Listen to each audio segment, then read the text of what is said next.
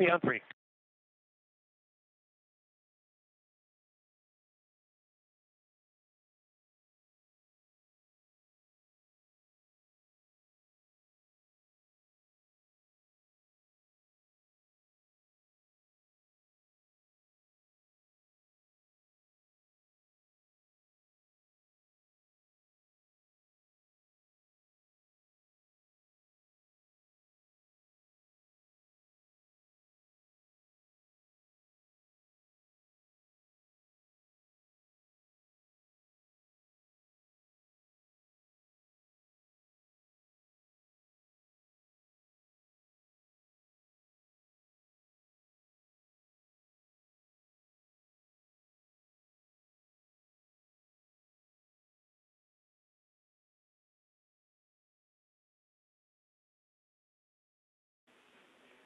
Station, this is Houston. Are you ready for the event?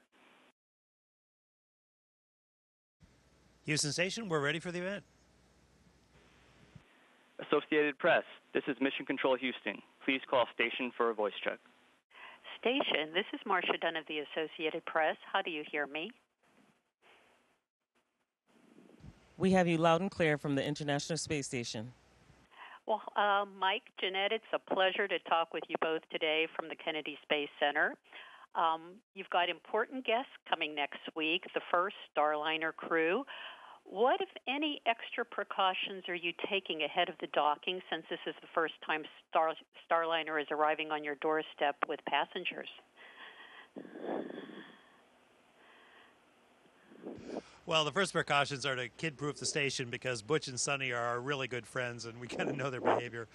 But all seriously, the arrival of a brand new vehicle, the first crewed flight of a new generation spacecraft, is a really big deal. You leave nothing to chance. So, in fact, we just finished a conference on our training schedule for it. We're going to be going over every detail involved in the rendezvous approach docking and every little nook and cranny of possibilities that we need to look at. So basically the same procedures and precautions we would take with any vehicle, except the excitement ratchets up a little bit because it's a brand new vehicle. Is there anything that you could do to help Sonny or Butch if things don't go exactly as planned during the rendezvous, or is it pretty much all in their hands? Well, to be sure, it is in their hands as the vehicle commander and pilot, but of course there's a lot of other hands standing watch as well. Those in mission control, the Boeing team, which is built and services the spacecraft. There'll be a lot of people watching. We'll be monitoring the approach, of course, and getting a little bit more involved as they get a little closer. But this is an autonomous vehicle fully capable of free flight, and we're looking forward to seeing that demonstrated. Well, do you have your welcoming party all figured out yet? What are you going to do for the big occasion?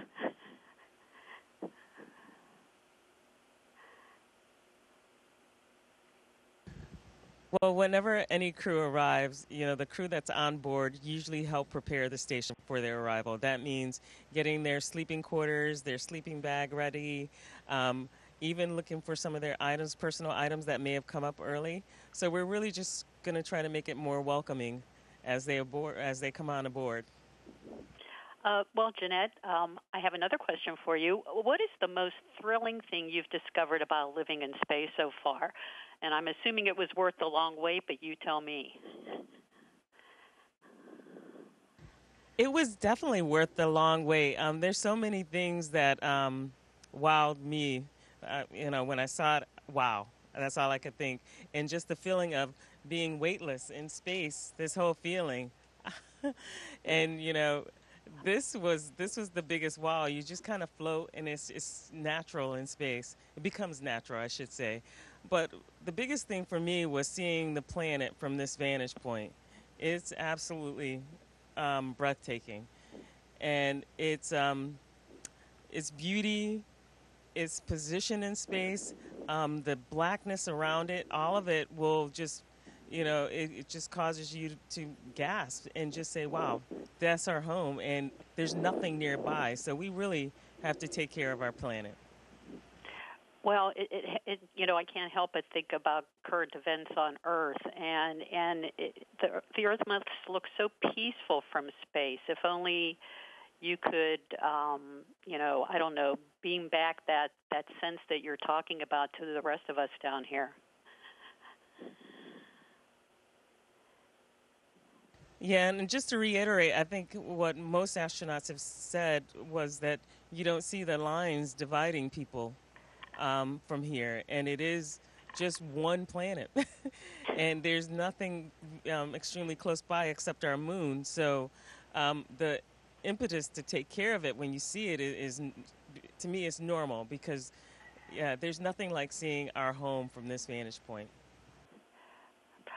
Another question for both of you. From a physiological point of view, what is the best thing about spending months in weightlessness, and what's the worst thing from your body's point of view?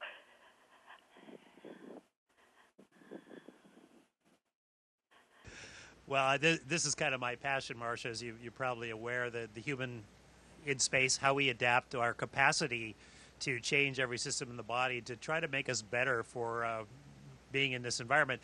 And to me, one of the most amazing things is how effectively we become three-dimensional creatures. We totally unload ourselves, and we can navigate in 3 dimensions, up, down, sideways, and we keep an upright posture, mainly for the cameras, for the folks on the ground. But for us, it's totally natural just to do this and put ourselves in a position, let me recenter a bit, put ourselves in a position that works well for us when we move to another work site. So the way we change, the way we move, the way we handle large masses totally changes while we're up here, and that's all part of that adaptation. We become very comfortable, 3-dimensional, zero-gravity creatures, and it's amazing that we have the capacity to do that. I think, to me, that's the best thing. I'll let Jeanette maybe think about a worse thing. The worst thing for me is that, everything here floats. The dust, everything, we float. And for me, breathing in some of that stuff just because of it's like having seasonal allergies sometimes. And so that's, to me, is probably the worst. But like on Earth, you deal with allergies, you take Claritin or something, and you're fine. So it's not really the worst, but, that's one of the things that I have to cope with. Do you find yourself sneezing more than often up there, Jeanette, or what's that like? Not just sneezing, but just a little bit more congestion because we also have a fluid shift in our body. So if you have an allergic reaction, you get the itchy and you get a little bit of swelling, but you take your allergy medication and you're better. So if that's the worst, then, I deal with it on Earth, I can deal with it here. What about from a psychological point of view, the best and the worst of months in weightlessness? Talk a little bit about that now. Well, the psychological impact is that we are still really connected to the Earth through different means. Like we have Teams that we can use. We still have our email. We have a phone that we can use to call people. And we have other software that allows us to see and talk to our family and friends as often as we want. So psychologically, I think we're way better than we were even just a year ago with the tools that we have with staying connected to Earth. But on the other side, I like to remind myself that I'm in a unique environment and I only have a short amount of time here. So for me, staying in the present, enjoying what I have here and telling people about it, I think that keeps me motivated and keep me going. So the motivation is high. Let me just add that one of Jeanette's superpowers is being able to effectively share this experience with others down on the planet, and she does that regularly.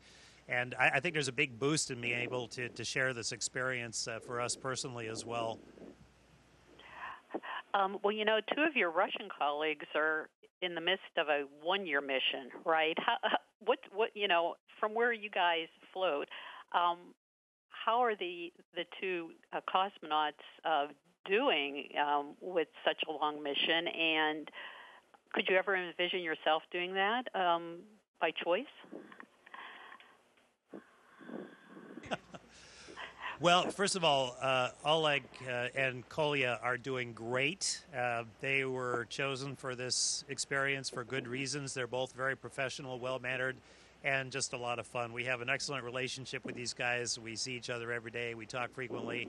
Psychologically, physically, they're both very strong. I would also point out that Oleg Kononenko, who I've known for a couple of decades now, is also the records holder for the cumulative time in space. So he knew exactly what he was getting into, and he's flourishing up here just fine.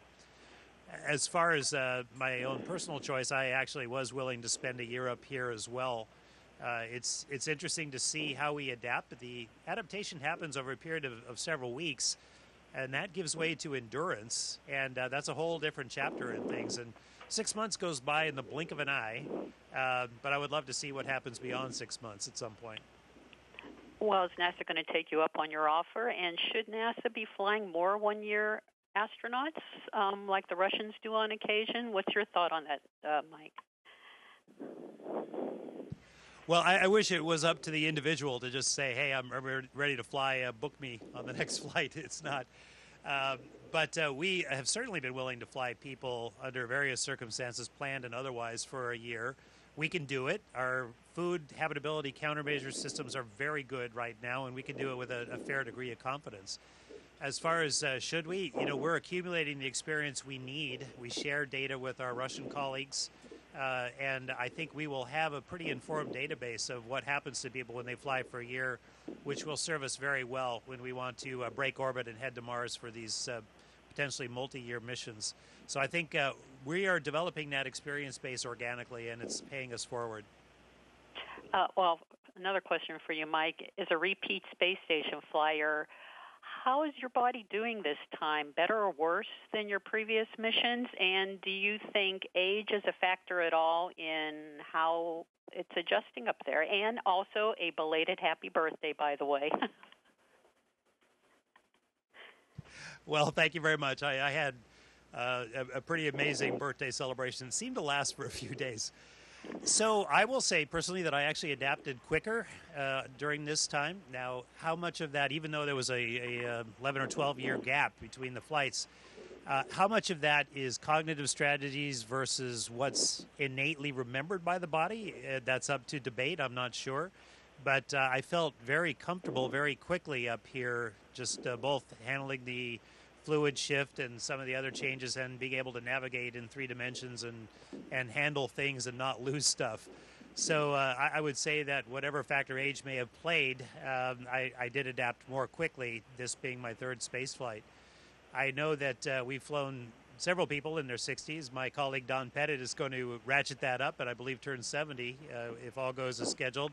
And we find that if you are relatively healthy on the ground, you can navigate and get along pretty well up here. So I think that we've expanded that age envelope considerably, and I think it's appropriate to do so.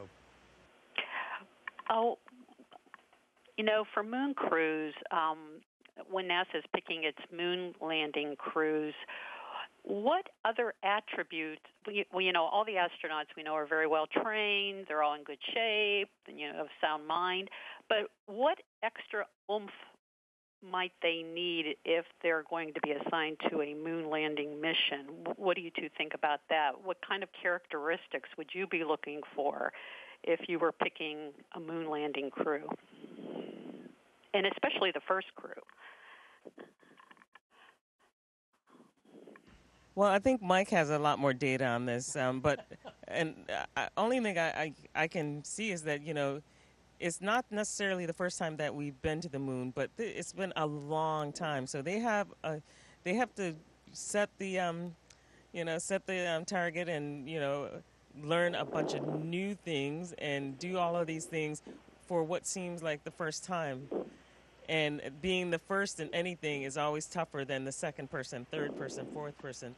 But there's many other things that they're going to have to do, and I think Mike has a lot of those. Well, I don't have any more data than Dr. Epps does. She's being modest. But, just like with the Apollo era, it'll be a small ship. It'll be a new ship. They're going to be doing things on the moon that have never been done before.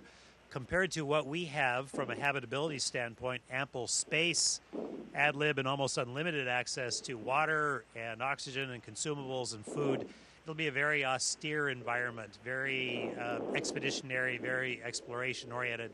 So they're going to have to be very single-minded, very disciplined, and very well trained to handle all these conditions, very similar to what we did in the Apollo years. Are there any traits that come quickly to your mind that you would have at the top of your list if you were picking the first moon landing crew? What kind of traits would you be looking for? Well, I think I can honestly state that we bake those traits into selection now. So when you look at the astronaut office, you've pretty much got a group that organically has and expresses those traits. But you're looking for people who are adaptable, who can handle conditions that are less than pleasant, who kind of expand their comfort zone rather than get uncomfortable out of their comfort zone. We try to train in ways that challenge similarly. We will put people in austere environments where they're cold and wet and hungry and uncomfortable, and that, again, expands the comfort zone a little bit because that will have some similarities to the moon landing. And, of course, training as much as possible on the system. So I think the traits that we're looking for moon landing are very much baked into the standard traits we expect of everybody in the astronaut office. It seems to me that, I'm not sure, would you be looking for another Neil Armstrong type? I mean, he certainly was the cream of the crop among his peers, and history has proven that, as we look back. Well, I'll add that, of course, we want those types like Neil Armstrong, but, building the foundation and making it just slightly broader, I think Mike's right. I think those characteristics are still within the folks in the office, a fighter pilot. We have research scientists, geologists. So a lot of these traits, that expeditionary behavior, they're flexible, adaptable. They understand that, some of the analog missions that we do, you're under real threat of, a risk for things happening. They're not analog missions where it's always going to be safe. So having that mindset of understanding that, performing under those conditions and performing well and coming out on the other side fine and okay, and understanding that you took a risk, that it was high threat, that you still survived it. There's a lot of things to the mindset that comes along with it, but I think Mike's right. A lot of the things that we do, those traits come out of every individual in the office who goes through those things. So I think we'll definitely have the Neil Armstrong types, and I think we'll add to that a little bit in the future. And on my last question, on the opposite end of the spectrum, can just anybody in passable health of any age, adult, could you see that anyone just coming up for a couple months, or regardless of, just an ordinary citizen? Do you think that's going to be farther down the road, or what's your take on just anybody coming on board? And since this is my last question, I'll say goodbye now, and Godspeed to you both. Okay, well, it's a great question because it's actually being answered real time. As you know, the spaceflight population is expanding both from a commercial standpoint and an international standpoint, even outside of the standard partnership that we've had with the International Space Station. So for the last few years, and even more so these last couple of years, we've been flying a lot of folks outside of the professional astronaut cadre, and for the most part, they do very well. We're not quite safe enough, or we don't quite know enough to open it up quite to everybody with a standardized risk, or keeping the same risk with everyone, but it's expanding rapidly, and I expect that trend to continue. And that's an exciting thing for us. NASA's charter is to explore, certainly, but part of that is to open the space frontier, not just to keep it to a really highly select group. And we've really welcomed and enjoyed having spaceflight participants up here. So we expect that trend to continue. All right. Well, listen, thank you so much. Just to add one little bit. Oh, yes, please, both of you. Go for it. No, the big thing I was going to say was that we have thousands of applicants that apply to the astronaut corps, and who knows, that a lot of those folks understand the risk. Maybe they have the same mindset outside of the corps as well. So we'll see in the future who applies and who wants to go to space. I think you'll find that they have a lot of the same traits. Well, thank you, Jeanette. Thank you, Mike. It's been a pleasure. Godspeed on the rest of your journey, and talk to you again soon.